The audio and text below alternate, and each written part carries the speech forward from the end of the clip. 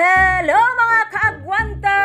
So now, welcome back to my YouTube channel. Karon magbaklay-baklay na pud ko kay maninda kog ice candy. Agwanta gyud ta sa kainit kay perti kainit sa panahon. So karon mamaligya ako og ice candy kay perting inita. Bugnaw kay ni akong ice candy. Ice candy! Ice candy mo diha! Wala sayaw ice candy! Ice candy! Woohoo! Agoy!